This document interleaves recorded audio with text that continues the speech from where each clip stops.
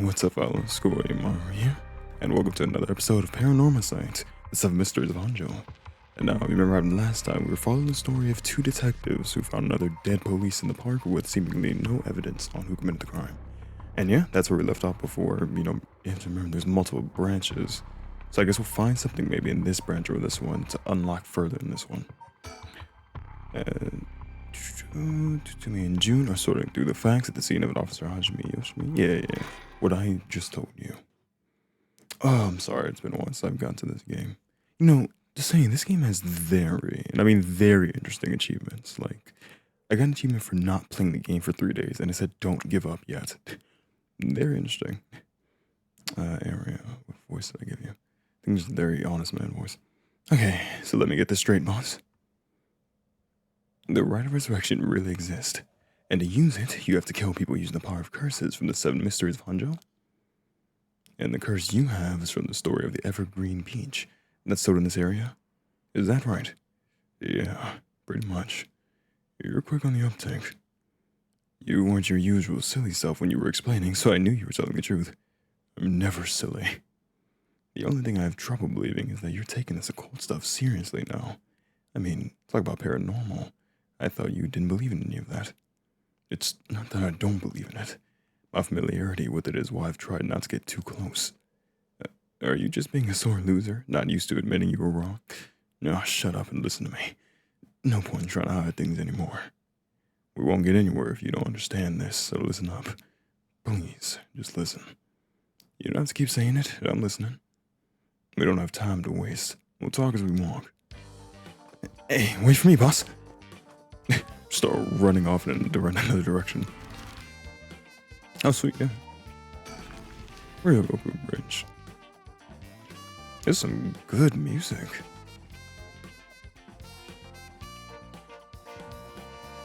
Here we are. Sorry, I just wanted to double check one thing. You're telling the truth, right? This isn't a side effect of your senility. It's the truth. Not like I can prove it, though. Alright. And then we're just here. Wait. He's not stupid, but he sure can be slow sometimes. Though I think the positivity of his may come in handy at some point. Anything else? Think? Really, the existence of a secret apartment is against the rules, even to a fellow cop. This is an emergency. I need his help. I'll tell him. I'm sure you already know this, but this is all top secret. No sharing it with anyone. Alright, you can trust me not to. But, no, I just can't believe it. I heard rumors that you used to be a member of a secret division attached to the Security Bureau. I can't believe we actually have a department called Paranormal Affairs. Yeah, I'm sure it comes as a shock. I couldn't believe it myself. I thought the higher-ups were messing with me. Really had me worried for a while there. Nah, this is incredible. That's the whole reason I became a cop. I was always fascinated by secret agencies and stuff. You serious? But thinking about it, it totally makes sense. If curses and spirits really do exist, then of course we need a special department to protect citizens from them. You seem a bit too eager to believe all this. And hang on, I thought you joined up because of me. Come on, boss. Do you only have one favorite food? You can like more than one thing. Yeah, whatever. Compared him to a food. In any case, the official stance is that the supernatural doesn't exist, so Paranormal Affairs operates in secret. Still not sure why they stuck me there. Those 4 years, I worked nothing but cases involving the supernatural. Ooh, we can get a little quick thing. Oh my god, okay, sir. Although officially called the Tokyo Metropolitan Police Department Security Division Special Security Unit, Paranormal Affairs Bureau is more commonly referred to as the Paranormal Affairs. Wait. Yeah, same thing, pretty much. Only a handful of people know of its existence, even within the police force. As the name suggests, it specializes in the investigation and resolution of cases involving paranormal phenomena. Since the existence of paranormal phenomena is not public knowledge, nor is it readily believed by the general population, the Bureau's activities are conducted in the utmost secrecy. Currently, there are only 5 members, including the chief. The Bureau has a network of contacts across the country to assist with their cases, including Mio Kurosuzu. I can't remember who that was, but that name's really familiar. Oh no, Mio, that's the girl we were, the 2 high school girls. Huh, she's part of a police division.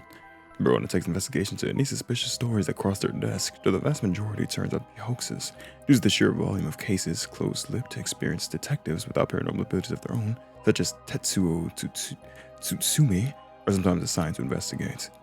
French paranormal affair is a man named Kiru Nagagoshi, who was born to a family of psychics who have been involved in keeping the world safe from paranormal phenomenon for generations, and has served as Mio Kurosuzu's mentor since discovering her.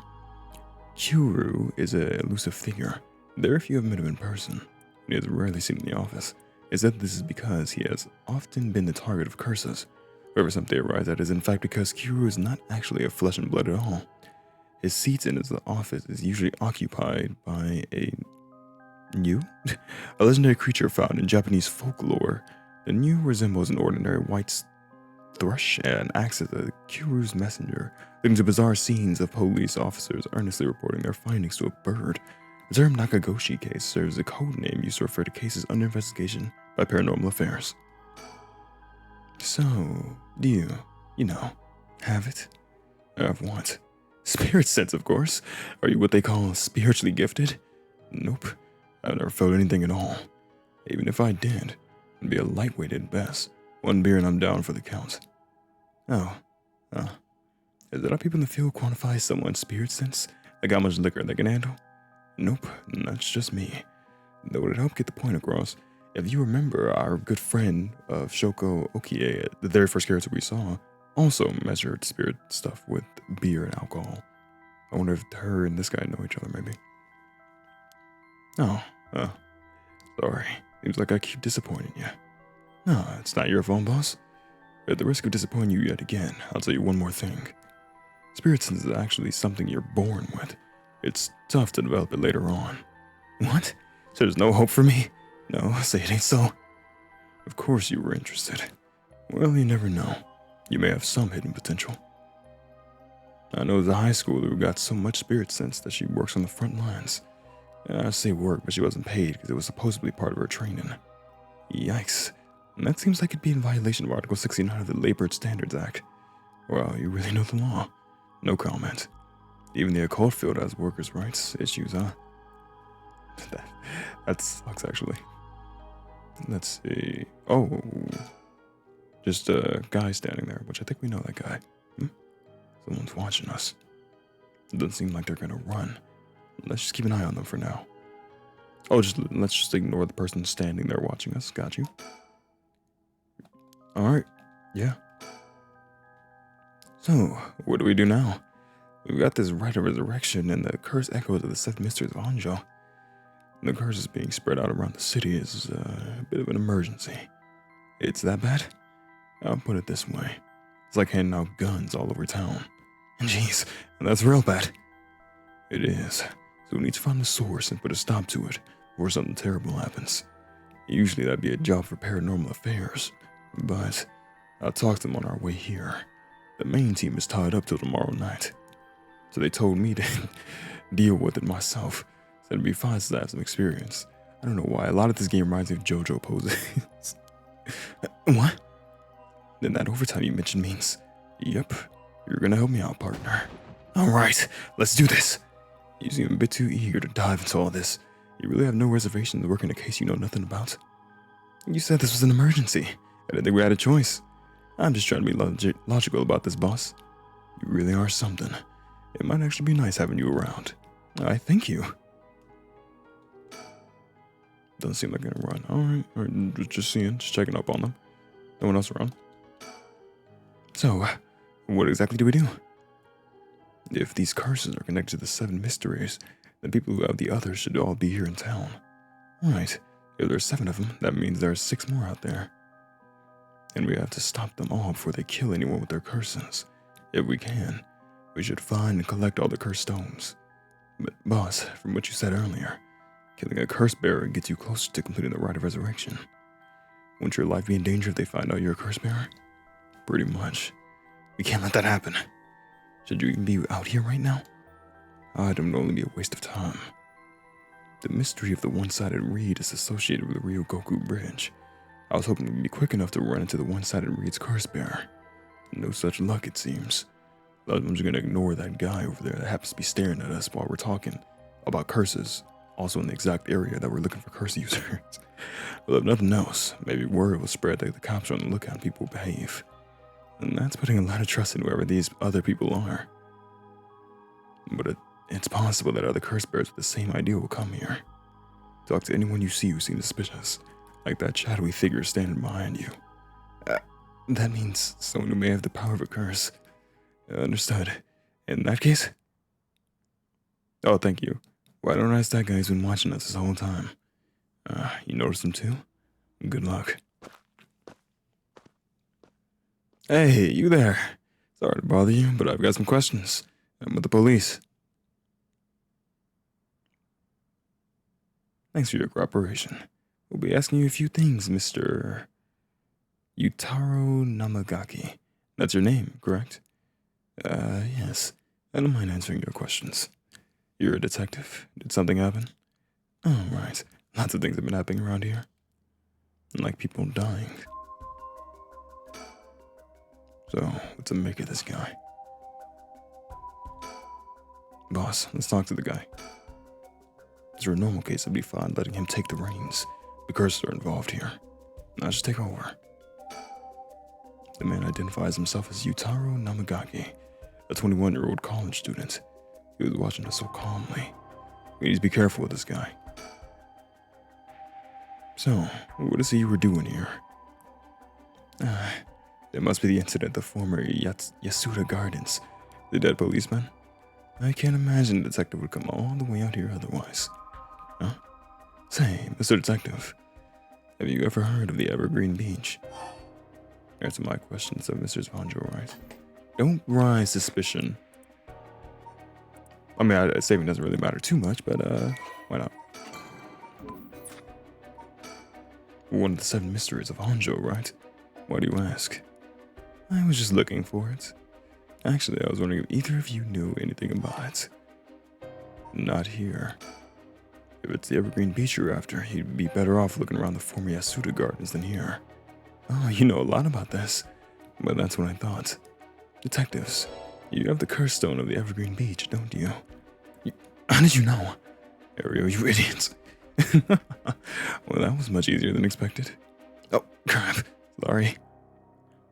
It was... Namagaki. Oh, yeah. It was simple interference. I figured you would have taken the curse if you were just in the gardens. If you know that, then... you must be a curse bearer yourself. I'm gonna cheat real quick, because I remember this guy's curse being that if you heard his... okay, we're already good. If you heard his curse, and then you just died. So if you put the volume to 0, it couldn't kill you. I have no intentions of hiding anything. I plan to tell you from the start. Look. This is my curse stone. I believe it's called the Foot Washing Mansion. And that's right. But are you sure about this? I'm not so rash that I'd kill someone as soon as I found out they were a curse bearer. Not without talking to them first. And you're the same, aren't you, detectives? You wouldn't use a curse on a normal person. Let's speak as equals, shall we? I won't use it. Boss? Sure. We'd rather resolve this amicably, too. Yeah, I'm not gonna use the curse on him. Not yet, at least. No, you're a curse bearer, so please be careful. Fortunately, I don't think he knows which one of us is the curse bearer yet. If we play things right, we should be okay. He really is a curse bearer. He may only be talking with us trying to activate his curse. I'll be wary of anything he asks me to do. I could tackle him and pin him to the ground. It might have something to do with his curse. Any slip of the tongue could get us killed. I've tried to discern what activates his curse. So what do? But before we talk, there's something I should tell you. This is my curse stone, the Evergreen Beach, just like you thought. What? Boss, why would you tell him? That's how the curse works. Boss, are you having a senior moment? If you tell him that, it hangs to death anyone who would try to mislead me. So if you try to lie to me, the curse stone will let me know. I don't have to use it to tell. Understand? Oh, really? That's super useful. I see. Understood. That's a pretty useful power for a detective. Now then, let's talk. Dang, it seems I've lost the upper hand. No point for petty tricks then. I'll be honest with you. So far, so good. I guess you should get the choice. Yeah, okay. Let's keep talking to him. We're all good. There's someone I want to bring back. I'd like your assistance in collecting soul drinks. Can't help you. Please, all you'd have to do is tell me who the other curse bearers are. Sorry, but as a police officer, I can't just look the other way and let you go. Please, if you help me, I'll let you two go as well. Is that a threat? No. It's your final warning. My curse, a foot-washing mansion. Did you really think you could escape it by just being careful? It didn't matter to me which of you two was the curse bearer. I'll be taking both of your soul dregs anyway. Wait, Namagaki! The foot-washing mansion is a powerful curse, and so simple to activate. It is ready whenever I need it. There is no escape from the voice of my feet. Will this work on him? Here, get out of here, hurry! I'll find you later. Okay. Too late. Hear the voice of my curse echo. The voice of his curse echo? Why is my curse working? Impossible. This has never happened. What's happening? I don't hear anything. There we go. Now, grab him. Right. And there you go. Namagaki, get down. Dang it. Boss, here. His curse stone. Good work. Give it to me. And there we go. So we just took his curse. We didn't even need to try to kill him because I guess technically he never lied. He was always telling the truth. So there we go. Dang it. Why? I didn't put my volume back to normal. What do you think, boss? Should we lock him up? I haven't even touched you. You can't consider that a sort of a police officer? Let him go. All we need is a stone. How could this happen? My right of resurrection. Give it up. The right was too good to be true from the start. I don't know what happened to you. Be better off mourning whoever you lost the right way. And get out of here. Dang it. And there we go. That was a close one, huh, boss? We'd probably be dead if he had activated his curse. Yeah. I'm not sure what, but something stopped his curse from... Boss, are you okay? Does having another curse don't hurt? Yeah. The curse from this one is flowing into me, too. Oh, no. I saw it activates the curse of the foot-washing mansion. There's info memories bound to it. Let's see. I always thought this one was one of the stranger of the 7 mysteries. Now I know why. This sure is something. What did you see? Let's save that for later. All you need to know for now is that it's a particularly powerful curse. We're lucky we took it away from him quickly. I think we've read this one. Yeah, this is just literally a giant foot jaw. Oh, we didn't see the memory, though. Yeah, she was an accomplished onmyoji. Alas, she did not use her talents for the good of the world or for other people, but for her own selfish pursuit of beauty. After a fierce battle, the woman dragged herself to the streets. It was like something had gnawed away at her body. Will I die? I've already obtained what I needed. As long as I have this. Suddenly, a terrible realization dawned on her. Her legs wouldn't move. She fell to the ground. What was happening? Surprised, she looked down. Her foot, once so beautiful and delicate, had grown ulcerated and rotten. He got her. She was on the verge of death and covered in felt to boot. Crawling to a nearby house, her breath caught in her throat. The curious residents opened up but recoiled from what they saw. My foot is so filthy. Someone please quickly. The woman expired while mumbling something unintelligible. And so ended the life of a woman consumed by evil. And then in the afterlife, she just turned into a giant foot, making people wash her. This is a real story, by the way, like that you can actually read. Well, that makes one stone. Where do we go now? What was all the places associated with the mysteries while it's still dark out? You mean we have to do that all over again? I hope the owner is all aggressive as him, but people will do crazy things to bring back someone they love. It seems that the hatred the cursed stones are imbued with makes people more willing to kill. Really? Then what about you, boss? I'm fine. I may not have any spirit sense, but I'm tough when it comes to this stuff. And that's why they loved me in paranormal affairs. So you are spiritually gifted after all. Alright, let's head to the next place. Sweet, first curse thing done. That was no big deal at all. Next one. Oh, this is in the park. This is where we met where we were playing the first main character, Shogo Okie, and we saw them just chilling in the park. Are we gonna see him again? 1 a.m. is actually it's not super late when I'm recording this. It's only midnight. It is not super late. Random guy. Short. Excuse me, sorry to bother you, but we have some questions for you. This guy reminds me of like a Pacific Carrots from The Amazing World of Gumball. What? Are you with the police? I haven't done anything. Don't worry, this isn't an interrogation or anything. We just want to talk. You're Hideki Arashi, right? The historian? We know who you are, so this won't take long. Since we saw you here, we'd just like to ask you a couple of questions. Hideki Arashi. Hideki is the quintessential obsessive researcher. Despite being entirely unsuited for teaching, he had no choice but to take the position at Komagata High School in order to make ends meet. While having a captive audience in his classes goes some way to satisfy his need for respect and recognition, his conceited nature makes him unpopular among the students. Lately, he is concerned that articles he contributed for purely monetary reasons have earned him a reputation as a researcher of the occult. But the surge of interest in the topic and the resulting volume of article requests he is receiving are undeniably tempting. Hideki is a regular at the Kurokikyo Cafe on Hokusai Street, where he can be found outside his work hours writing essays and manuscripts. His published works include a study of the unknown and an introduction to Bando history. I'm not gonna lie, I'm saying this now because I feel like it's gonna get worse probably. I'm doing pretty good pronouncing these names. I'm not doing horrible right now. Well, let's get it over with. I'm a busy man. But, question people like this can put unnecessary stress on them depending on their position. This guy's pretty sharp. Let's play it safe and only push him when I see an opening. From appearances, it's hard to imagine this small, bookish, well-spoken man being very dangerous. But in this day and age, you never know. I should be careful. Hideki Arashi. He says he's a local historian, but supposedly he knows more about the rite of resurrection than anybody. The fact he's here at this time of night, it's plenty possible he's a curse bearer.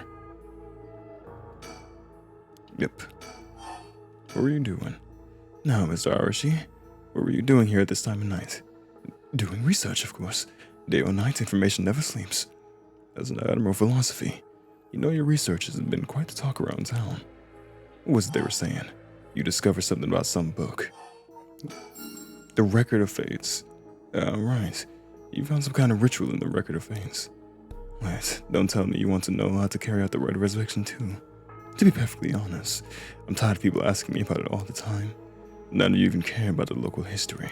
You just some crawling out of the woodwork when something interesting happens. It looks like I had a nerve. If you think you can force me to tell you because you're a policeman, you're sorely mistaken. What were you doing about his research about the Record of Fate? With guys like this, you have to like stroke their ego essentially. So make him talk about his research. So you're doing all this research so you can use the resurrection yourself. You're a policeman. Do you really think people can be brought back to life? Everyone I meet. Pitiful. So you don't believe in the right? Whether, Jesus Christ, blink. Whether it's real or not has nothing to do with my research. Such things are better left to the occult freaks. Oh, so I thought. Things changed. It's become necessary for me to pursue the right. So now I pray that it is real. What changed? I'm sure you can imagine the funds for my research. I received a large amount of funding for seeking the rite of resurrection. And if I find it, I'll receive a sum so great that I'll never have to worry about money ever again. Oh, then that means someone is sponsoring your research. Is that right? So, whatever they are, you have no idea how hard we work to secure funding for our research. I have no interest in teaching those children. Listen to me. I'll tell you one thing.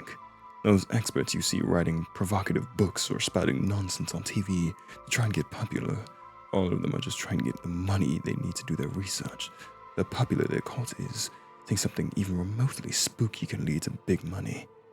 What? But I bought your book. The pursuit of the unknown beings, first and foremost a belief. I was so inspired by that bit. I do appreciate your patronage. Unfortunately, however, the occult is not my true interest. My true interest is money. The fate of the unknown is to be destroyed by thorough research and deep consideration. No way, I can't believe it. You're surprisingly innocent. Yeah, nothing more to look at. Alright, nothing more to think about, I mean. More research. Then what kind of research do you want to be doing?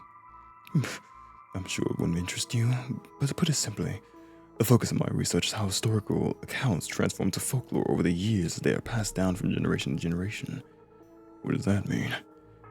Due to human bias, the account of any event is inevitably changed by the person communicating it. This is not necessarily done with ill intentions. It happens when someone tries to fill in the gaps in a story that lacks detail, or when something's left out or abridged because of the story's length, or when a story twists and shifts as it's spread through oral tradition. Even when those two stories are told about the same event, differences in culture or environment, affect how it's told, changing its contents. So little things can turn into terribly mysterious legends. My research is the study of how history, culture, and legend all influence each other. Oh, I see. Take the 7 mysteries of Honjo, for example. Why some of the mysteries seemingly about nothing particularly interesting? You'd think stories wouldn't last a decade, let alone hundreds of years. So why? Perhaps putting it that way piques your interest? I admit I am curious. So that's why you've been researching all this time. Makes sense. As I said, it doesn't matter to me whether the rites exist or not. If people in the Edo period believed that was what was written in the record of fates was real, and that's all I'm interested in. There's a guy that wants to make money, but I have to be realistic. The research I'd like to do is unfortunately not very lucrative, and that's why I need to take some risk. About the record of fates. This record of fates, where'd you get your hands on it? The storehouse of an old private residence in the city, just as the public was told. I'm unable to be more precise due to an agreement with my informant. What were you doing? Was the research you were doing just now also related to the rite of resurrection? Well, yes, that's right. What exactly were you looking for? I have no reason to tell you that. You wouldn't understand anyway. Well, in that case, I think I might have a guess as to what it is you were looking for. I'm gonna say cursed stones, likely. He's not looking for soul drugs, I doubt it. The 7 mysteries of Honjo is also possible. What do we say anyway, but yeah, the 7 mysteries of Honjo are cursed stones. What? Dang it. If you know about that, then calm down. No need to get so defensive.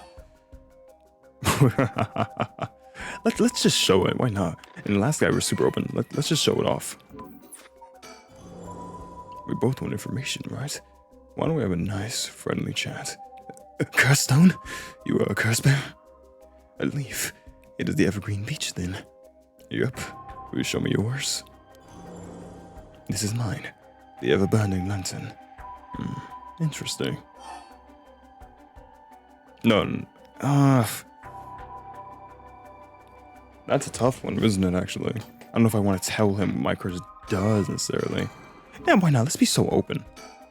I'll tell you this for free.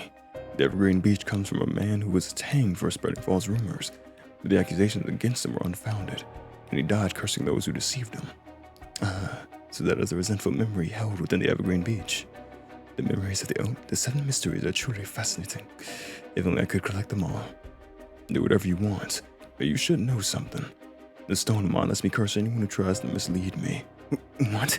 But so don't try and lie to me. I'll know. You would curse a citizen, and you call yourself an officer of the law. That all depends on you. I don't want to use it if I don't have to.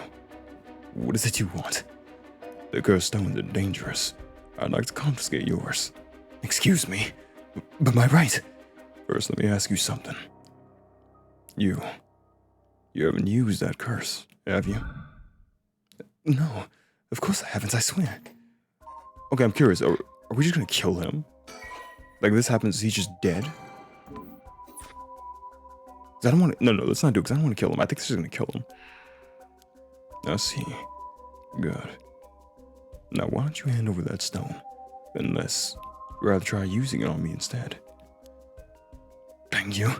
I won't give it to you. If I were to say that, what would happen? Would it be a crime? The police are aware of how dangerous the stones are. I could arrest you under Article 1, Section 2 of the Minor Offenses Act, or you hand it over and all you lose is your secret ability. Think what would happen to all your research if you were arrested. Make this easy on both of us. Fine. You can have the stone. Here. And there we go. We didn't even have to kill him. Let's read a little bit of lore if you don't mind. Did we read this one? Soba card. There's something strange about this card. No matter its owner is nowhere to be found, yet the lantern that hangs from it stays perpetually lit, burning brightly even with no fuel to oil it. Okay, so we read this one. Let's read the memory. When Honjo was filled with samurai residences, the spies of the shogunate lived among the townspeople to keep an eye on things. The soba cards on South Warigesue served as one of their outposts. They would communicate to each other in code by turning the lantern on or off. Tonight at 4 a.m. meant that someone would be having the last soba of their life, and that their belly would be sliced open upon the next night. An unfortunate incident occurred in which a man attacked a woman in a bout of fury. He regretted it deeply, even declining to invoke the right to defend his honor. But the deed was done. Still, he could not accept it. His rage at having been used by his daimyo boiled over, turning into a grudge he would never forget. Nearby, he saw a lantern quietly glowing in the night, and when the 6th bell rang, the man cut his own stomach open. Since then, the lantern could be seen alight before the soba card had opened. It would flicker out suddenly, even when there was no wind blowing. As this unsettling phenomenon continued, the rumors surrounding it grew, and soon all were convinced that it was the man who cut open his stomach visiting from the beyond. A little lore? Seppuku, well, I guess it's not really. No, seppuku is just ending your life with a blade, so I don't think it's like stabbing yourself in the chest specifically. An honorable death, so they say. Good choice. I look forward to seeing how your research pans out. All right. Would you tell us everything you know about what's been going on?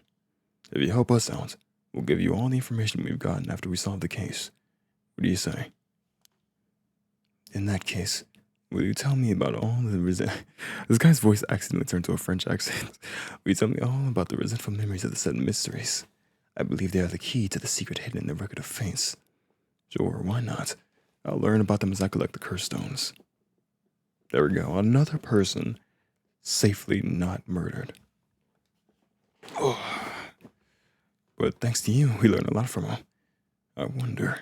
The mysteries and rites are all public information. He kept everything he knows about the other curse bearers and the source of their curse hidden. I was hoping he'd at least give us a clue about how to beat these curses. Oh, I see. Then we should be more aggressive next time, and make them spit it out. And by we, I mean you.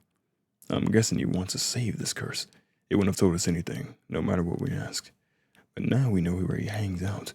We can always send someone for him if we need be. Alright, got it. I was surprised to hear that there are actually 9 of the 7 mysteries, though. Yeah, that's 2 extra curse bearers we have to find. We've confiscated 2, so there are 6 more. They could be anywhere in this town.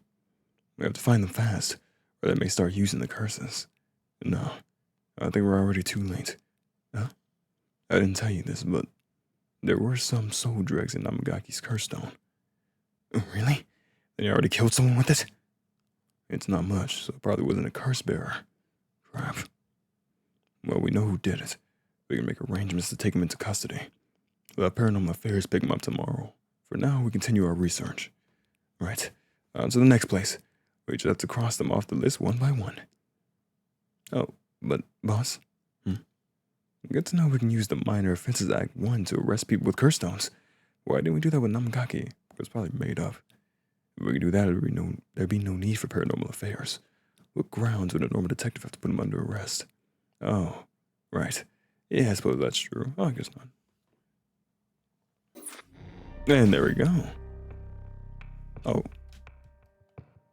Oh, and this one's just blocked off. Interesting.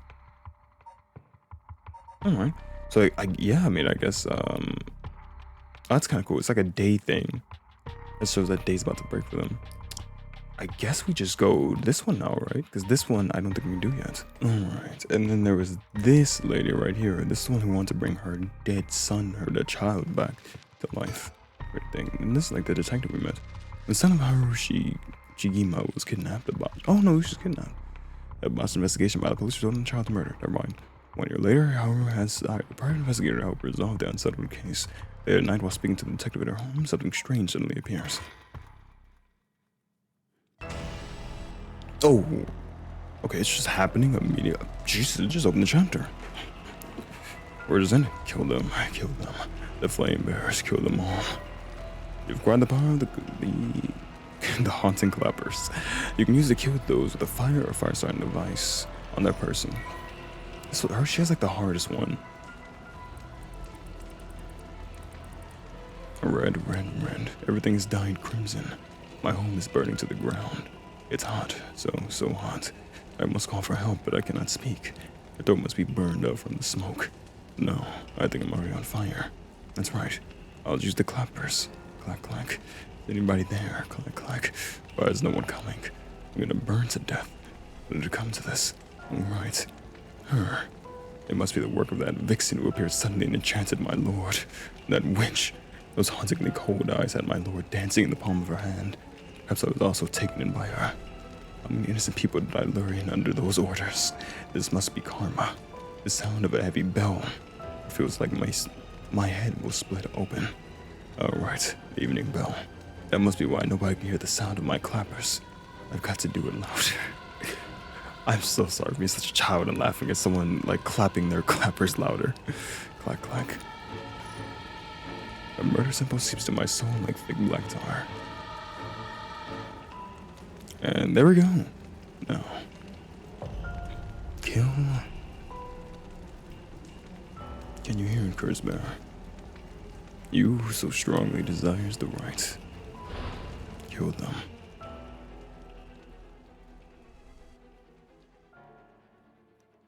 And that's how her story starts. Let's go. 12 a.m. Hey, there you go. We're close-ish in time.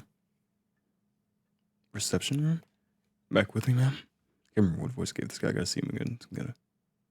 There you go, okay. Can't say you understand what just happened, but it certainly seems to have put you in a good mood. This might be the first time I've ever seen you really smile. What a loving, adoring smile she has. Sweet dreams. How is she, Gima? Read a little bit about her. She resides in a manor. We know what happened to her son. The Shigima family came from a line of samurai built their residence in Honjo during the Edo period. They assumed important positions in the police force following the Meiji Revolution, thereby protecting their family's elevated status. Even today, many in the Shigima line work as police bureaucrats and senior police officers. Haru's father sits in the upper echelons of the National Police Agency, and her husband, adopted into the Shigima clan through an arranged marriage, is a highly respected agency official. My goodness. However, as our family prioritized work above all else, it wasn't long for Haru's marriage grew cold. Though she wants for nothing, she was isolated from her neighbors and withdrawn from society. Seeing her son grow into a young man gave Haru a purpose in life, but it was cut short by the kidnapping incident. Following the incident, Haru spent many days in a deep depression, breaking into sudden fits of shouting and wandering in the middle of the night. Her cheerful, loving disposition faded away, and she took to making snide remarks at her husband, which only further soured their relationship. A few months ago, Haru's husband was transferred to another area for work and now rarely returns home. With Haru left to live in the large, empty mansion alone, as a housekeeper who has been with the family for a long time comes in to take care of all the housework. Haru has nothing but time on her hands. What is it? She has like the saddest thing. No, not dreams. Sounds like something I might want to hear about. Ooh, this is cool. Oh god, I so adore the art style of this game. It's just so awesome. What is that? Well, I'll be dang. If that's what I think it is. Goodness, you made me jump. It's just a silly little sticker my son got from somewhere or other. He put it up just before. Well, you know what happened. I still can't bring myself to take it down. Let me take a closer look. I knew it. It's Head Honjo from way back in set number 1. It's a real collector's item. Excuse me? Don't tell me you've never heard of the Mockingbirds. What? They're the hottest new craze. Cute little birds dressed up like rough and tumble delinquents. I've never heard of them, but this certainly seems to matter to you. The best part is nobody knows who made them. They just start showing up around town, and soon enough they won everybody's hearts. The story goes that they're made by some anonymous artist who covertly leaves them behind in specific locations. No one knows when or where they'll show up next. They're basically an urban legend of sorts. To think one would turn up here of all places is a good sign, I'm sure of it. Oh, well, that's nice. And wow, collect your first manga. Oh, these are collectibles. Oh, nice. Oh my god, I think I missed all of them. Be in the right place at the right time. You might be able to find all 20 of them scattered around. Legend has collecting them all will bring good luck. Yo, that's just. Oh wow, there's like a. You can like find jackpots late at night on the way home. Look up at the first house among the morning green before hearing the history. Jeez, okay. Oh, I'll get them all. Don't worry. If I need to. An arrangement of flowers. Or bring in someone to do it. I don't even know what the flowers are called.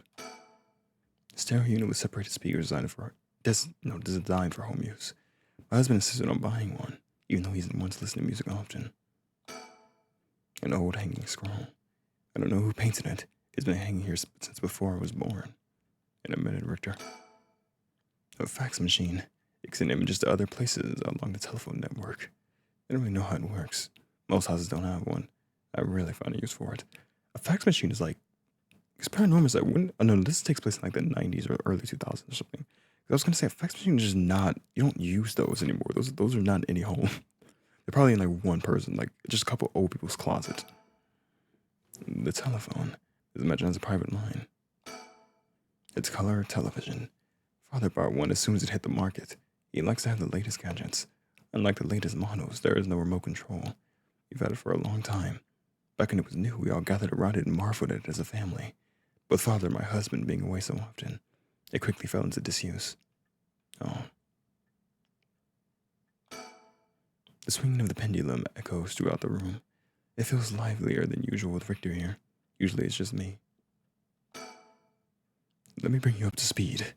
We were in the middle of a chat when you suddenly started spacing out, and the whole time you were grinning to yourself like you just won the lottery. Care to tell me what that was all about? Well, where to start? Just sell them everything, I suppose. Interesting. Very interesting. So the haunting clapper's curse echoes appeared out of nowhere. Told you how to perform the rite of resurrection and gave you the curse you will need to do it. Ever got that right? And that's right. So it's all real. Honestly, I still find it hard to believe. But I guess I have to now. And I saw that cursed stone appear in your hand myself. It looked like it popped clean out of thin air. With evidence that clear, there's no denying that there's supernatural force at work.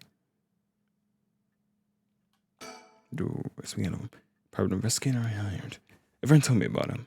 He said he's not very well known, but he's good at what he does. When I first visited his office in Ota City and saw how he dressed, I could hardly believe he was a detective. But after talking to him for a while, I changed my mind. He says some strange things at times, but it seems like the reliable sort. Once a police officer, Richter was wrecked with guilt over the police's inability to help all those in need, and got the force to start his own private investigation firm. However, his soft-hearted nature leads him to take on too many cases, and has put his office in dire financial straits. How he's still in business is a mystery, with some whispering that a wealthy patron is keeping him afloat. Richter studied alongside Detective June Area, which is the younger detective guy that we know, at the police academy. Somewhat surprisingly, given his outlandish clothing and manners, Richter excels at covert investigations and tailing his targets. He probably refers to himself as an investigator extraordinaire, though that only ever succeeds in impressing himself. Richter's biggest source of happiness is nuzzling his pet female albino parakeet. That was the name. Ernestine, which he keeps in his office.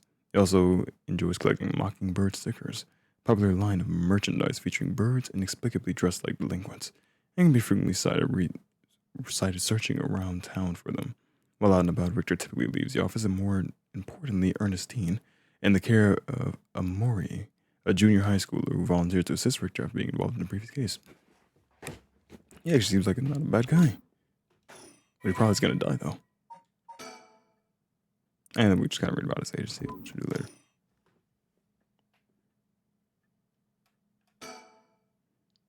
I don't think you quite understand.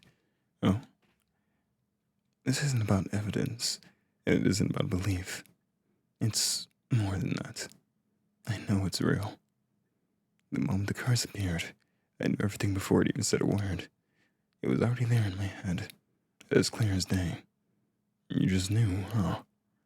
It was etched onto my soul, along with the curse echoes, resentful memories. So I can feel it, what it was like. Dying like they did, hundreds of years ago, wreathed in flame, writhing in pain, as my flesh blackens and my blood boils. I can feel it, all the agony, all the rage. It fills me with bloodlust. I think I need to kill someone. Anyone will do, just as long as they're carrying fire. I see. That could be a problem. You think so? From what I know of you, I was sure you'd see it as an opportunity.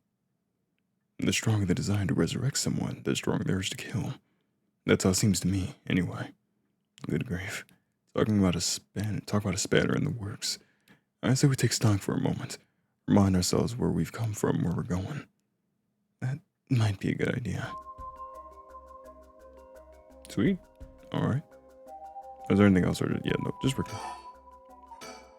That's what you hired me for. No, to look into your son's kidnapping last year. I'm debating if this guy a country accent or not. I don't know why. So uncover the truth behind the abduction and murder of Shuichi Shigima. Oh, yes, I remember. They never did find the one who did it. That's what I'm here about today. In fact, kind of you to let me drop by so late, by the way. I've been turning over every last stone, and I've come up with a grand total of 1 lead. So you said. As far as the police are concerned, it's a cold case, but I managed to make some headway. I remember you were just about to tell me. Sure, let's read a bit about the actual kidnapping. Kidnapping and murder case took place in Honjo, Sumida around 1 year ago. Haru Shigima's son, Shuichi, age 11, was kidnapped on his way home from school, with the ransom being demanded that same evening. Initially, this kidnapping was thought of as a simple extortion scheme when it came to light that the Shigima family was closely tied to police, and Shuichi was in fact the grandson of a senior official. It was quickly assumed that the perpetrator was acting upon a grudge against the police force. The kidnapping was treated as a direct attack against the good name of the police, and a large-scale investigation was launched that used the best equipment available to trace phone calls. This made it all the more embarrassing when they were unable to catch the culprit. Losing the public's confidence, the culprit grew cocky, relentlessly mocking the police force. After 3 days of failure after failure, Haru reached a breaking point. Spurred by concern for her son, she resolved to hand over the ransom money as fast as possible, but her husband and father, who held the prestige of the police in high regard, refused, saying that they would not let the criminal win by giving in to their demands. An increasingly frantic detective assigned to the case lost his temper. The criminal called to give an ultimatum, causing the culprit to never make contact again. Another week passed, and Shuichi's body was found floating in the Sumida River. Shuichi's death could be largely ascribed to the police incompetence. This was ultimately covered up with stringent media embargoes. The investigation was never closed, but the case is long gone cold. And just her son. Jesus' son. 11 years old. Brutal. I suppose there's not much point going over the kidnapping itself. No, I'm very familiar. And I'll leave that for the files to cover and just confirm a few things about the case. The police traced the culprit's calls back to, let's see here, northern Oyoko River here in Sumida City. That's quite a wide area. And that's right. In the end, they never managed to nail down exactly where the calls were coming from. It was almost certainly the same location that Shuichi was being held captive, since Shuichi's voice could be heard during the killer's calls. Northern Oyoko River is quite a distance from Shuichi's normal school commute, factoring in that he was seen at school, but went missing before he arrived at his house. It's likely that he was abducted by a car on his route home. Maybe, but exactly. Shuichi was a clever boy. He never would have gotten into a car with a stranger. That's right. I was very firm about that. I know how he understood too. I even saw him warning the other children. It's possible that they forced him into the car. The only issue there is there weren't any witnesses to the kidnapping. You can't bundle someone into a car with that many students around and not be noticed, but nobody came forward to say what they saw anything suspicious. So, did they target him at some other time, or somewhere away from his usual route? Both those seem a little far-fetched. Which raises the question, how did the kidnapper pull it off? The police never managed to find an answer. In the end, they decided the kidnapper must have gotten lucky. Well, why not turn the problem on its head? The kidnapper managed to convince Shuichi to get into the car, but how? The only thing that makes sense to me is that they were somebody that he would have had a reason to trust. A teacher, perhaps, or a relative, or someone else that he knew. But all the adults Shuichi knew had alibis. The police checked them all thoroughly. They did, huh? No one throws numbers at a problem like the cops. But what if it wasn't someone he knew? Or rather, what if the culprit disguised themselves as a police officer? Very possible. That would explain why he didn't find them suspicious. The Shigema family has close ties with the police after all. It would have reason to trust them. You might be right, but surely that could have... Well, there's a problem with the theory. You'd be surprised how much police officers stand out. And that's sort of the point after all. They're meant to be visible deterrents against crime.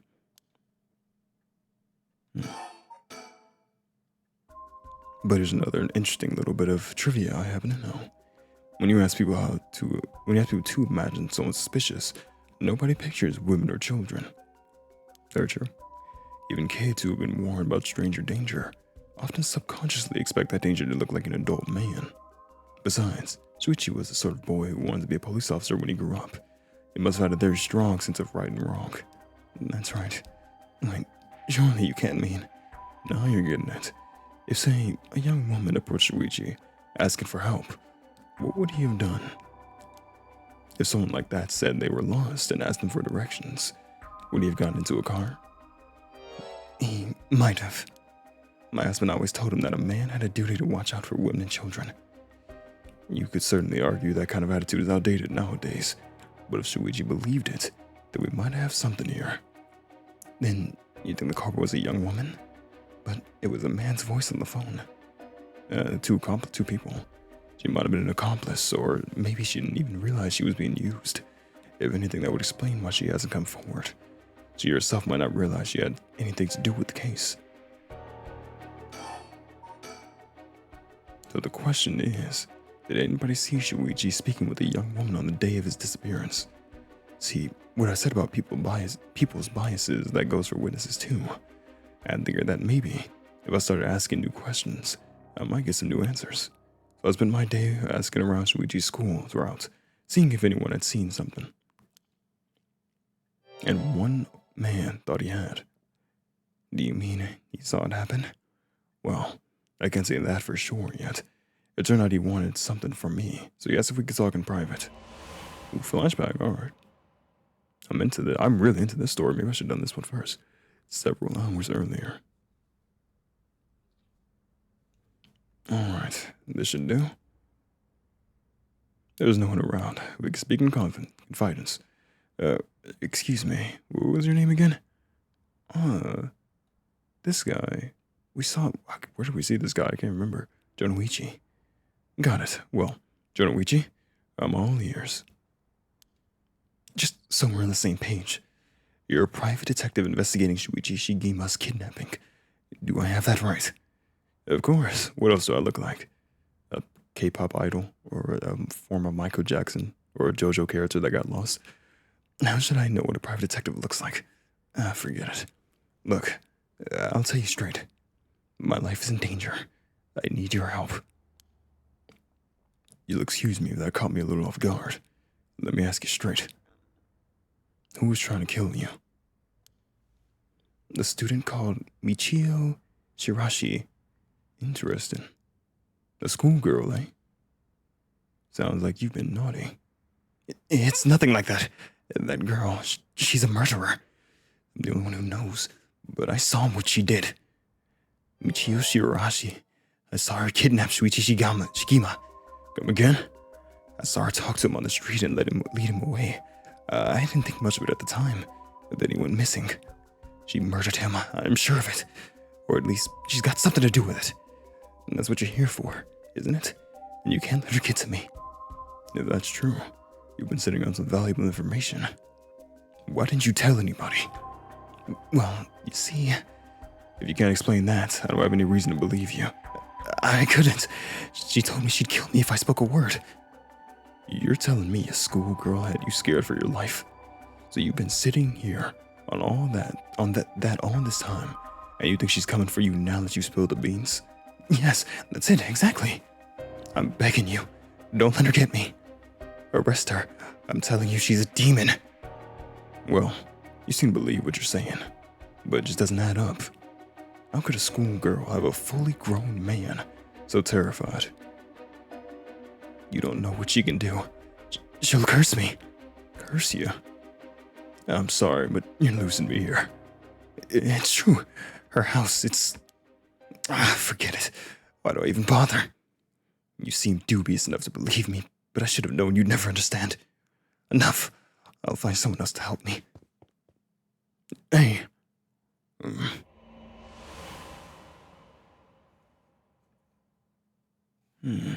Fascinating. So was that the guy that we caught in the class? Like, I think that, hold on. Sorry, there's a lot of characters I get introduced to. You gotta understand. So, let's see here. It's hard to do this with a controller. We go... Storyteller, this guy. Yeah, this was a teacher. That's right. This guy was a teacher that they saw him late at night along with Hitsumu Okeda. So that's not the girl. This is the girl. And didn't she die?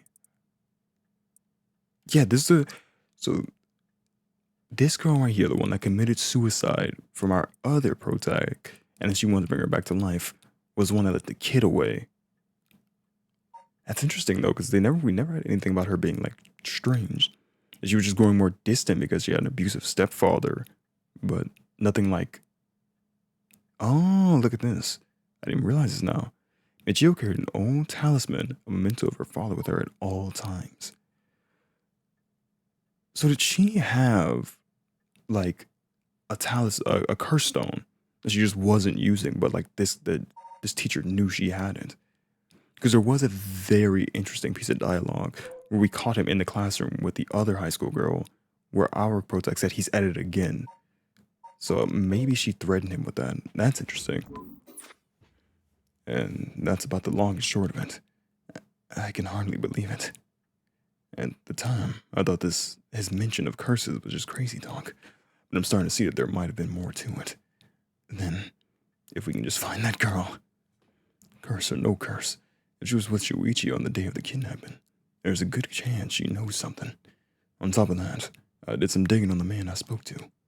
I'm doing full country accent. I'm sorry. I feel like it just fits him. His full name's Kohei Jonoichi. He's a teacher at Komagata High School here in Sumida. A teacher? And this schoolgirl is one of his students? I think that's very likely. Alright. At last, we've got a lead. Hopefully it'll be the breakthrough we're looking for. You know, we still need to figure out exactly what you want me to do. Tell you what, why don't I tell you what I found and then we make a decision? Alright. The Rite of Resurrection, huh?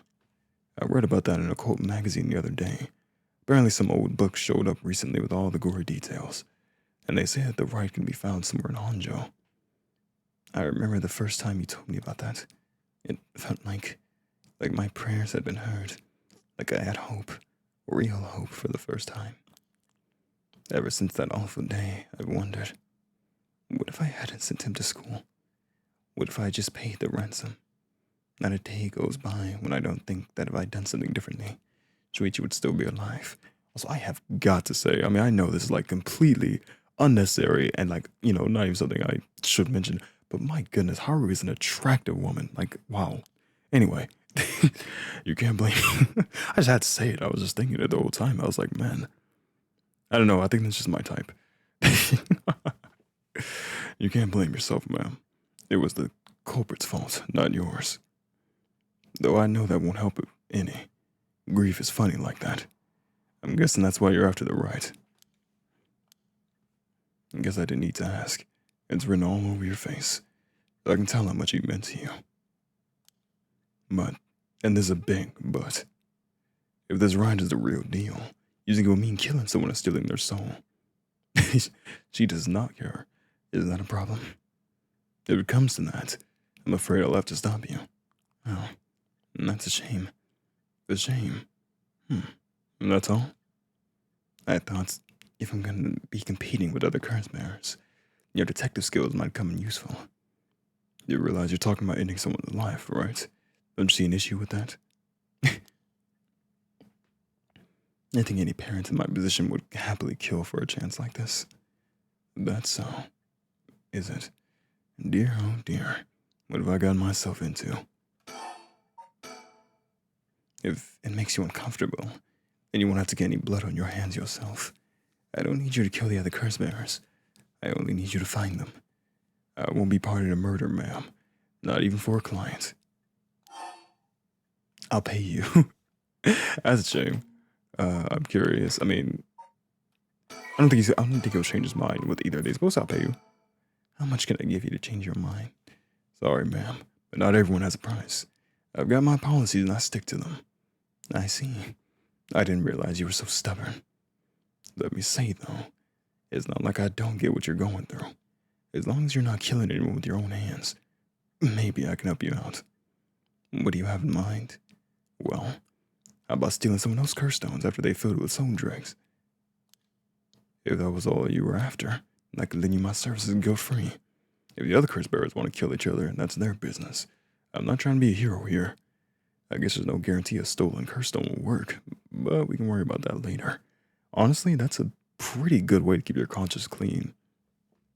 Because you're not doing anything wrong with that, you know? Like, it's like you're letting the masses kill each other and you're just scraping you're just scrapping the remains. So, like, that's not, you can really go through that, like, guilt-free. Well, then, I suppose we have a deal. Although, what if I stole a curse using my curse? Would you disapprove? That would void our contract, ma'am. Just warning you now. About my curse, about the investigation. Oh, yeah. Go through everything. Before we go any further, why don't you tell me about that curse of yours? The haunting clappers, was it? And that's one of the 7 mysteries of Honjo, if I remember correctly. That's right. The original story did happen somewhere near here, I think. I'm sure I remember hearing that. In that case, my money would be on all the curse bearers being somewhere in Honjo. Our first move should be to narrow them down. Some of them are bound to try and comfort you first. We'll need to be ready. The curses make their bearers more willing to kill, so an attack could come from anywhere. And that sounds sensible. And if I remember correctly, your haunting clappers can set people on fire, but only if they have a naked flame or a lighter on their person. Is that right? She might have the hardest one we've had so far, because we had the one with the sound kills you, the one where if you look away, it kills you, and then one if you lie, it kills you, and the other one if you're, well, her and the other one where it's total darkness and having to have a lighter. Like, those are the hardest ones, I feel. That's right. In olden times, wooden clappers were used to warn people of fire. I'm guessing it punishes those who don't heed the warning. It seems like a good curse to have. It's simple and straightforward enough to use. Although it's hard to say how it stacks up without knowing what else is on the table. You really think it's that good? The target can't do much to throw it off. It has a nice long activation window. It's big that it works on lighters too. Just slip one into your target's pocket. Say that the condition were already filled before they even knew you're there. We wouldn't even know what hit them. Maybe I won't have to actually use it. I could just tell someone I could, and they'd have to do what I'd said. The rest could work, although without any proof it'll come down to how convincing you can be. If only you could use the curse and then back out at the last second. At the last second. What an interesting idea. I have a lighter right here. You could try it right now. And that's an interesting proposition. But maybe not. I'm not quite crazy enough to make myself a guinea pig. Oh, I see. You're an odd one, ma'am. If you don't mind me saying. And I don't think it's just a curse. You flatterer. Alright, let's get over it. That's what we do next. First of all, I think you should stay indoors. Try not to do anything spontaneous or outside of your normal routine. And there we go. Now we're gonna ask about the investigation. Right then. Have you decided what you want me to work on? With the right, investigate the kidnapping. Oh, we actually get a little bit of a choice here.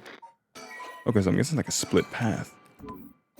Now, if you remember, Shoko Okie, when we were first going through with this lady, we said, help me with the right, or like when she was threatening to kill us, this guy was in the background watching. So I'm assuming that he just helped with the right before. So we'll say investigate the kidnapping. Do something different. Finally, I have a lead. I need to know what happened to my son. Your wish is my command, ma'am. I'll focus on my efforts on looking into the kidnapping. Although, something just occurred to me. You can't investigate the matter at night, can you? At least until the sun rises. Could you search? Oh, okay, it just loops around. Could you search for the other curse bearers? Alright, now see how it is. Well, I'd be happy to help. Odds are good that the other curse bearers are also working by night. Anyone they kill under the cover of darkness won't be discovered until sunrise.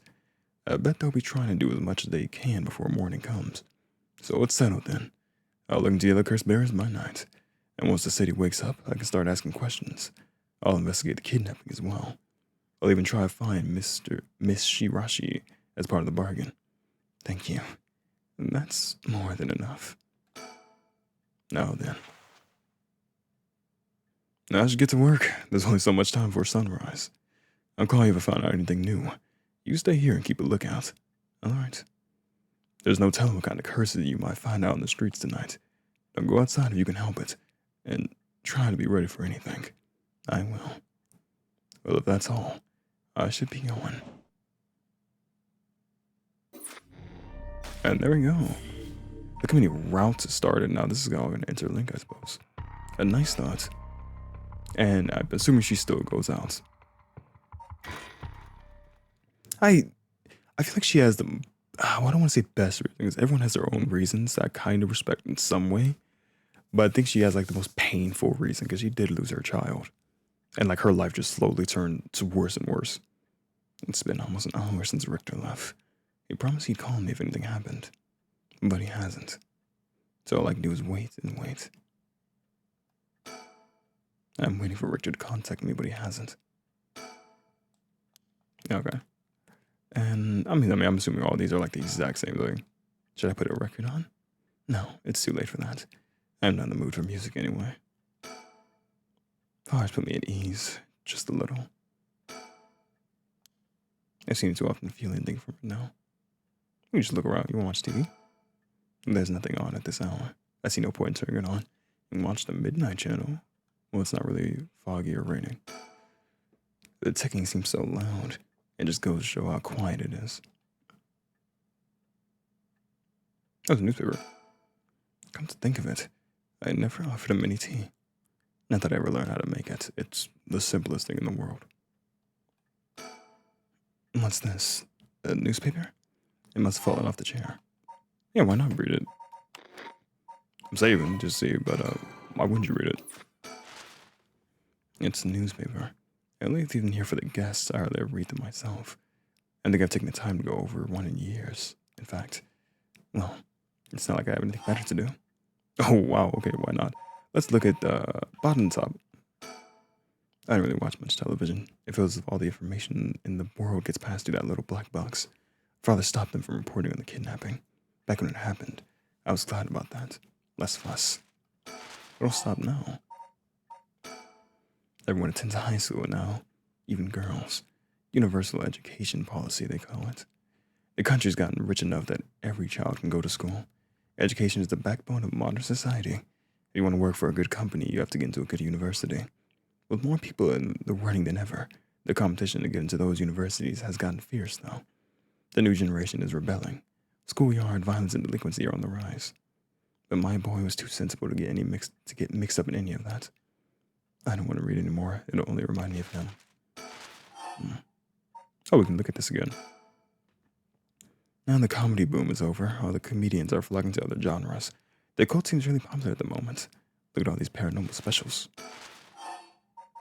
Cultural. Not everyone has more spending money to go around. People are coming up with all kinds of new diversions. Seems like only yesterday that people were flocking to the arcades to shoot aliens. Now we have these enormous theme parks and gaming machines that plug straight into our televisions. Everyone's talking about superhero series, foreign films, and movies based on the latest bestseller. Back in my day, fusion rock and folk music was all the rage, but now it's all about city pop and idols. I find it hard to care about that sort of thing anymore. I hear the new big thing is some mascot line of delinquent birds. Mockingbirds, I think it's called. Was that what Richter was talking about? Trends seem to have short shelf lives now, with how quickly the times are changing. It really is so quiet. Like, there's just no sound but me reading this and a clock. I think I'm just too old to keep up anymore. It's young people who are leading the way with their modern worldviews. My generation will only fall further behind. Economy, my favorite. Money. All sorts of articles about the current state of the economy. Now the post-war boom has made past its peak. We're moving into the era of large corporations. It's about 220, 230 into the dollar. Manufacturing is on the rise and exports are healthy. The dollar's down from its height, and people are saying it could fall further. There's no denying how much the standard of the living has improved in the past few years. It's common to own a car and television now, and supermarkets are better stocked than ever. And more economy. Although with everyone flocking to the city, land prices are skyrocketing. Nowadays, most people can only dream of home ownership. The city center is going to be nothing but apartments before long. Actually, a businesswoman, this all feels like another world to me. And society articles. Looks like the city's biggest problem right now is pollution. Remember how the air and water used to be even more polluted? The river was covered in scum from all the sewage and industrial waste, and it stank so badly it made my eyes water. Eventually people started getting sick and it couldn't be ignored anymore. Fortunately, it's gotten better since then. Although the air around the industrial district is still filthy with gas and smog. If there's one thing Honjo never wants for her, it's horrific crimes. I found a police officer dead in a local park just the other day. A lot of my family are in the police. I hope it wasn't somebody I know. I don't read the news anymore. Not since last year. It brings back bad memories. Suicide at local high school. Oh, I remember that. A high school girl jumped off a roof about a week ago.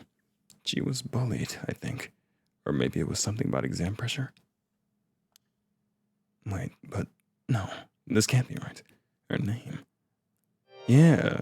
So that's what I was finding interesting. I didn't know where this was taking place. I was like, it's taking place before she committed suicide. But this is a week after she's already dead. It can't be.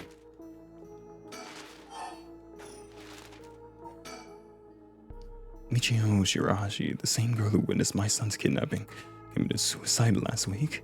But that means Mr. Jonoichi was terrified of someone who was already dead. Is that what he meant by a curse? I can't work this out on my own. Maybe Richter will know. What do you call? I haven't left it off the hook, have I? Oh, sweet, there you go. That must be him. Okay, I'm very curious if you do nothing, because this is a strange option. Never mind, you can go pick up the call. Hello, Shigima residence.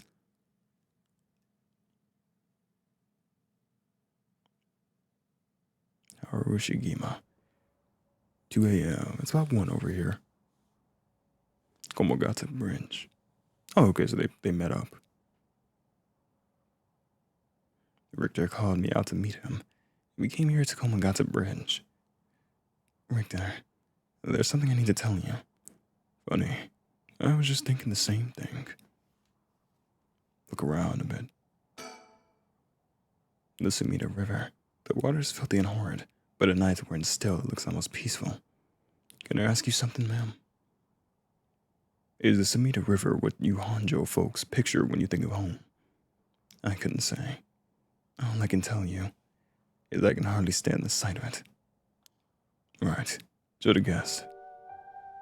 This is where they found him, after he went missing. All alone, floating in that horrible water. All I can think is how scared he must have been, how cold he must have been. What did he ever do to deserve something so awful? I've come home every day since then. I prayed to the river to give him back, to give me back my son, day after day after day. You know, in olden times, people believed rivers marked where our world met the next. So the act of crossing flowing water had a huge amount of spiritual significance. Back when Edo was founded, the people of Chuo saw the Sumida River the same way. They associated the far side of the river with the afterlife. That same place would later become Honjo. All their fear and revulsion accumulated there and took root. But then the Ryugoku Bridge sprang up after the Great Fire of Mireki, and just like that, Honjo was part of the city too. And as it turned from farmland into a town, people surrounded it with man-made rivers and crisscrossed it with canals and waterways. Weren't those to prevent flooding? That's what I was told. They were. That's not all they were for. The other purpose was to contain all the corruption that had built up on the far shore and stop it leaking through to our side of the Great Divide. Officially, they were a physical barrier, but unofficially, they were a spiritual one too. So, if I have this right, are you saying that Honjo is a place where the real world meets the afterlife? Exactly. That's where the right resurrection is here, rather than anywhere else. I'm sure of it. That's probably why the 7 mysteries and their curses have survived to the modern day. I mean, I guess that would make this spot we're standing now, right over the water, the border between life and death. If there ever was a place where bringing back the dead might be possible, I reckon it's here. It's funny that you mentioned praying to the river. That might have done more than you think. That's supposed to make me feel better. Just thinking aloud, ma'am. Well, it's a nice thought. Oh. I guess we just gotta read. The area became plagued with sewage issues when the surrounding individuals were industrialized in the Power-Star period. But the situation has improved since. Many unique bridges span the Sumida River, including the Ryogoku. Though just literally just what we heard. But nice. We're on Komagata Bridge over the Sumida River. There's a highway on one side and a freeway on the other. Or they're both deserted this late at night. That's fine. Oh, that's right. There's one more memory I have of this river. Do you mind if I tell you? Go ahead. It must have been about 20 years now, when I was still a schoolgirl. Back then, the Sumida River was much filthier than it is now. It was full of garbage and industrial discharge. It was scummy and slimy, and it stank. You could look out over the water and see dead cats and dogs and pigeons just floating. And one day, among all the filth and garbage, there was a piece of my missing classmate's hand. What? It was almost a miracle when you stopped to think about it. What were the chances that someone would find a part of her that was still recognizable? And that although everything but the palm had rotted away in the water, the part that was left would have had an identifiable scar, and that they could tell it had been a murder from the blade marks on the bone? Wait. Yeah, I was gonna say the Nejima murder. That was the guy who kidnapped the high school girl and started slowly cutting her up and threw her body in the river. So you're talking about the Nejima murders. So you have heard of it. I'm impressed. I assume you were but an elementary schooler at the time. I wasn't really aware of it then. I only heard about it after the fact. I had no idea that the victim was a classmate of yours. Oh, wow. Okay. The man who had made headlines over 2 decades ago is the perpetrator of the brutal killings known as the Nejima murders. Self-employed. Jesus.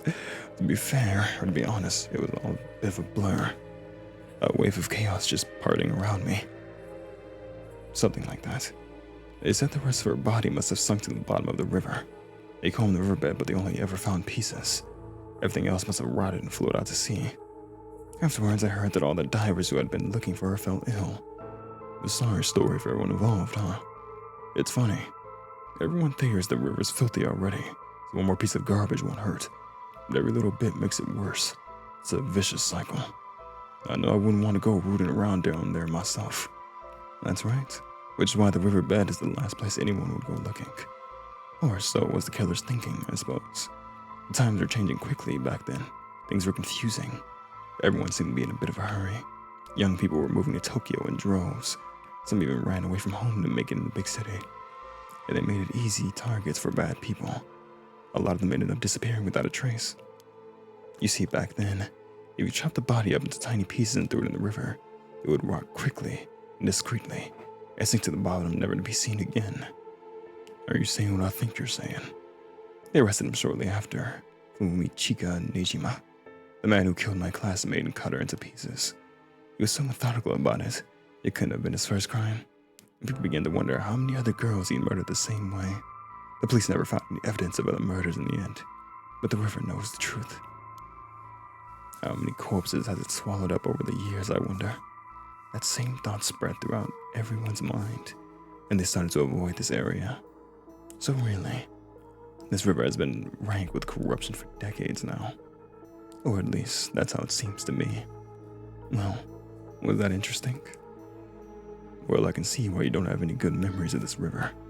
With all that darkness lurking beneath the surface, there's no reason that you would. Still, if I may, ma'am, I'm surprised you know so much about the Nejima murders.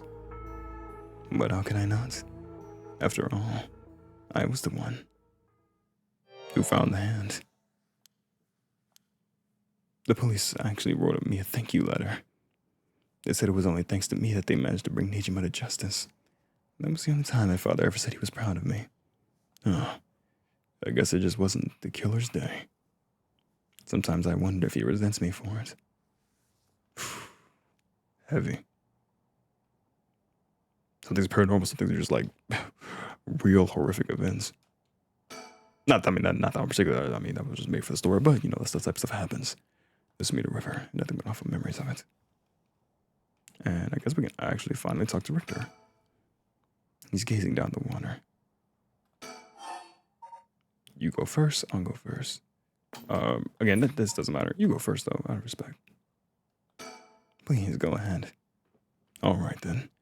I've been poking around places connected to the 7 mysteries, looking for curse bearers, and I think I found a few candidates. First, the tall man I ran into Chibori Park. I asked for directions, trying to probe him a little, but he turned the questions right back around on me. And he was out of there the second he figured I wasn't what he was looking for. I got the sense curses were nothing new to him. I'm about 40% sure he's a curse bearer. He'd be wrong about that one.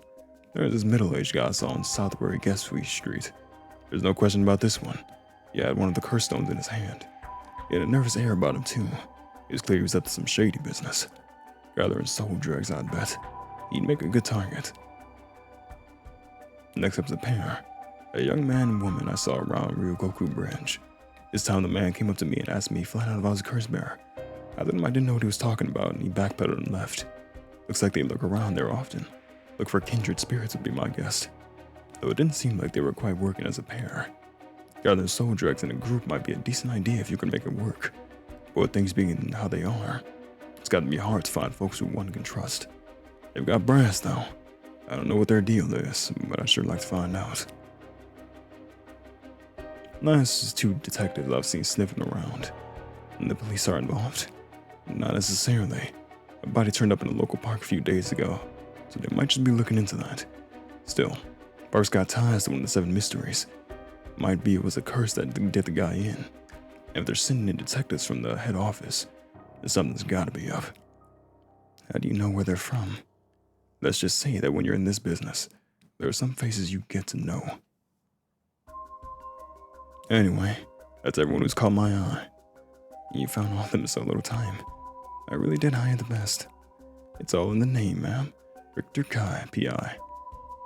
No, wait. Make that Richter Kai, investigator extraordinaire. Am I an investigator extraordinaire? Is that why you dress like that without drawing attention to yourself? Well, you can dress like that. You bet. Investigator extraordinaire can blend in like a chameleon in any outfit.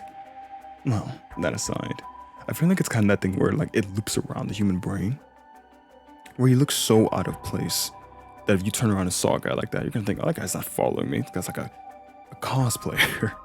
And you're just gonna keep walking. It's like if you're walking to your house and you turn around and see Gojo following you. You're not gonna think he's following you, you're just gonna think some random guy. The middle-aged man and the young couple sound the most promising, am I right? Whichever we pick, it's still too early to make a move. It seems like curse bearers are less involved with each other than we thought. Plus, there are still others we don't know about. I say we hang fire and see how things play out. Once more bodies start showing up, that'll get the pot nice and hot. And once it's boiling, our chance will come. And there's something I need to tell you. What's up? Well, that girl, Michio Chirahashi, the one who was with Shuichi on the day of the kidnapping, that's her. Well, she's dead. She's what? The student who committed suicide last week. That was her. I heard something like that had happened.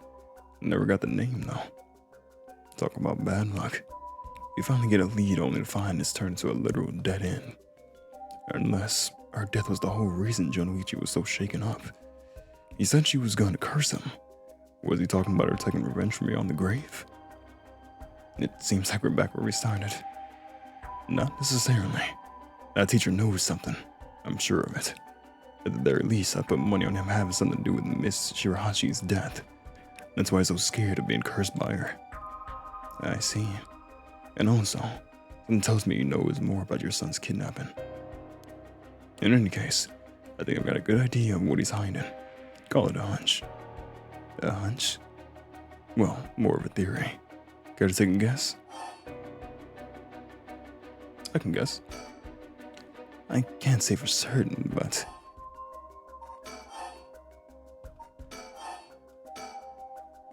This journal which sounds Michio Sirashi with blackmail?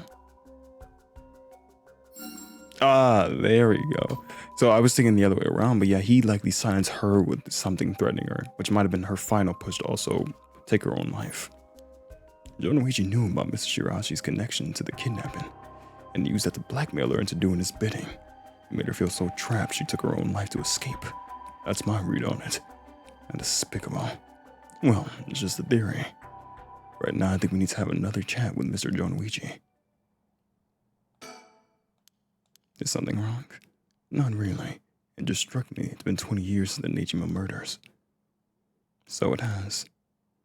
Not to spook you or anything, but I thought you might be interested in knowing. Life in prison doesn't always mean life. There's precedent for first-time offenders being allowed out on parole after 20 years. Only if they're found to show remorse and the desire to reform themselves, of course. That's right, I'm impressed you know so much.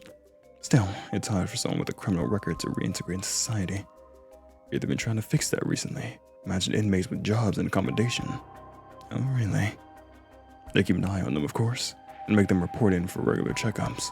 But to avoid discrimination, they keep the inmates' records a secret from everyone but their employers. They even give particularly notorious criminals new identities, so they won't be recognized in the workplace. My, the way you put it, it's like you're saying Fumichika Nejima could be out on parole right now, back in society under a new name, but nobody any the wiser. And it's possible. As it happens, a little birdie told me about a big name making parole a few months back. I don't know if that was Nejima, but our discussion right now just did bring to mind. I see. How unsettling. Now that you mention it, I just remembered something too. What was it? I was passing Komagata High School a little while ago when I saw someone. A janitor, I think. And I could have swore he reminded me of Fumichika Nejima. Ah. Oh? He looked a little different after 20 years. Much thinner than I remember too. I told myself I was just seeing things. But perhaps it was him after all. That's also going to allow us to jump back into the other route with Yoko, and she's going to know that that guy was the murderer, so she should be able to get away safely now. So yeah, I guess we should have done this top to bottom instead of bottom to top, but it's more fun that way. So, what next? The big question now is what the rest of the curse bearers are up to. Luckily, the Sumida River is a good distance from any of the 7 mysteries. It's unlikely that the curse bearers will come all the way here. I can finally have a moment to think. I see. All right. Excuse me. Turn around. Oh, is this the lady? Is it a woman's voice? Where did she come from? It's like she appeared out of nowhere. I didn't mean to startle you. I'm terribly sorry if I've gotten the wrong people, but would you happen to be curse bearers? Curse bearers? What's that then? It means someone who's gathering souls for the Rite of Resurrection. You have heard of the Rite of Resurrection, haven't you? Everyone's talking about it. Color me intrigued. Care to tell me more, miss? What was your name again? Oh, silly me. I'm Ayami Tono. University student. This is the first time I get to interact with this girl. She says her name's Ayami. I guess she's around 20. She must be brave walking around alone this late. Or maybe there's more to it. There's more to the Rite of Resurrection that meets the eye, you see. So the best way to collect soul dregs to kill all the curse bearers. And that's about the size of it. Oh, it wasn't too much to follow. No, I think I got the gist of it. Funny old world we live in, huh? So, are you saying you're one of these curse bearers? No, well, not quite. It's complicated. I'm not, but Yutaro is. Yutaro? That your boyfriend? Oh, heavens no. Just a friend. His full name is Yutaro Namagaki, where suppose you could say partners in crime. Funny way of putting it. So, where is Yutaro now? Well, about that, he's not actually a curse bearer anymore. He's more like a former curse bearer. Former? Oh, so? I don't really know the details myself, but apparently he lost his curse stone. Typical, right? He makes such a show of being a top student only to flunk where it counts. So now I'm out here looking for curse bearers myself, if you want something done right. Fair. You guys are so I guess you're just looking for another partner. He lost it. How did he do that? I wasn't with him at the time, so I don't know exactly what happened. All I know is that he came back saying he didn't have it anymore. Although, well, it's strange that you'd probe into that of all things. I'm just a curious sort, that's all. Sorry if it's a touchy subject. Oh, I don't mind. I don't particularly care about keeping it a secret. Yutaro can be a little irrational sometimes, so I have to keep a level head on my shoulders. So anyway, mind if I ask why you thought I was a curse bearer? Oh, that. I'm terribly sorry, I was so rude. I saw the two of you out late at night, and I suppose I made assumptions. Gotcha. Sorry if we gave you the wrong idea.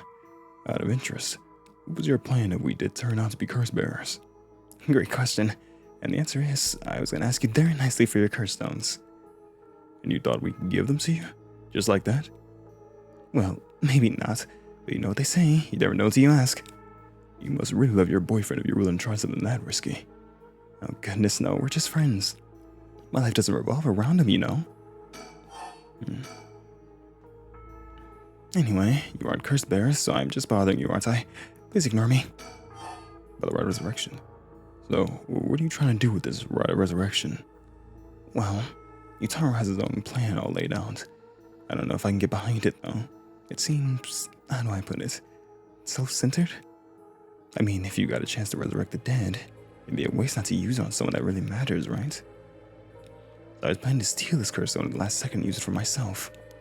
Well, until he lost it anyway. Oh, but don't tell Yutaro I was going to do that, okay? I don't think he'd be happy to hear it. Of course, keeping secrets is my business. My, aren't you dashing? Sounds like you really have your heart set on this, right? What were you hoping to use it on? Do you promise you won't laugh? Cross my heart. Well, then let me tell you my master plan. Prepare to be amazed. I'm an art student, you see. Wood block prints are my specialty. Ukiyo-e in particular. Ukiyo-e? Huh? You must be a cultured lady. Really? Do you think so? Everybody says it's a strange interest for a girl to have. You know, people often think of ukiyo-e as some inaccessible high-class art form, but that's actually totally untrue. Back in the Edo period, it was the art for the masses, amusement for the common people. So when you think about it, we feel exactly the same thrills from every brushstroke as they did back then. Isn't that fascinating? Yeah, I guess. And as far as I'm concerned, the undisputed king of ukiyo-e is the one and only Hokusai. Have you heard of him? Sure I have. He's famous. Didn't he live somewhere around here, back in the Edo period? That's right. You're just as knowledgeable as you look. His 36 views of the Mount Fuji are so iconic. They're the only works of his most people know. But Yokusai was so much more than just mountain and waves. That's only the teeny tip of a veritable iceberg of work. I'm glad to admit, I only really know him from those landscapes myself. Oh, don't worry about it. Anyone can learn. When Hokusai died at the age of 90, he left behind over 30,000 drawings. He died at a very old age. That's multiple drawings a day for 80 years. Amazing, right? So he kept on drawing right up until his old age, huh? Impressive. But even in his final years, he was never satisfied with his own work. His dying words were, "Should heaven afford but 5 more years, I shall finally become a true artist." Even on his deathbed, he still thought he had more to learn. He was already the greatest painter and artist of his era. Who knows what he could have done with more time? Well, that's what I want to find out. Oh, you want to resurrect him? Hold on. Are you saying? Besides, he always said he wants to move out of 100 houses, but he only made it to 93. Isn't that just tragic? Oh no, nuh-uh. No way this is going where I think it's going. Imagine the masterpiece he could create with modern technologies. I feel all dizzy just thinking about it. You've got to be kidding me. So if I understand correctly now, you want to use the rite of resurrection to... That's right. I want to bring Hokusai back to life. Well, that's certainly a novel idea. And that's what you'd use it on? What a waste. Again, this is about the artist, I suppose. Or the old mad painter was one of his nicknames. That's a pretty cool name. Oh gosh, is it that time? I should be going. I need to get my hands on a curse bear before daybreak. Sorry for flagging down out of the blue like that. Best of luck. Crazy. And, I mean, but hey, we all have our own reasons, right? So I can't really blame her. I'll get a little thing of her as well. Clever but calculating university student who has only time for her own interests. She's making best of a recent boom in popularity of female university students, insights about their appearance across TV commercials and radio programs. Ayami is content to ride this trend so long as it allows her to get her hands on whatever she needs and wants in life. Recently, Ayami has figured out that older men will fall for her if she acts a little bit stupid. She was approached by Yutaro Namagaki in town, and although she was not attracted to him, agreed to date him because his family seemed rich. However, she does not think much of him as a human being and is beginning to grow bored of their relationship. Man, that's fair. Well, there goes trouble. If we're going after curse stones, we should keep an eye on her. 2 if we can. Why do you say that? Before she left, she wished us best of luck. She's got at least an inkling that we're curse bearers. My, there's a good chance we'll clash sooner or later. We're after the same thing after all. You went on back to the mansion, ma'am. I think I'll tail her for a while. And there we go. I would finish this one out, but I know it's gonna be super long. It's like we're gonna go up to like here probably, and we also have to jump back to this one to finally like this turned gold now. So like I think we'll have to jump back down too. So I'll stop it here, and then the next thing we'll kind of see what's following her story, and also jump back to, jump back to the Ayako story. Kind of see where they end up. But yeah, I am still thoroughly loving this game. In this game, it's a lot. I know a lot of people might not like it because it's a lot of dialogue. This game's a very slow burn. It's a lot of mystery and dialogue, kind of understanding what's going on. To the point where it's just me reading a lot, different stuff, and kind of seeing where the story takes us from there. So I know it might not be everyone's cup of tea, but I still thoroughly enjoy it just because the art style and the music is just outstanding, and it constantly has me hooked on what's gonna happen next. So I'm really enjoying it. But anyway, I won't yap your ear off as I tend to do. But as always, thank you all so much for watching. I sincerely appreciate you all.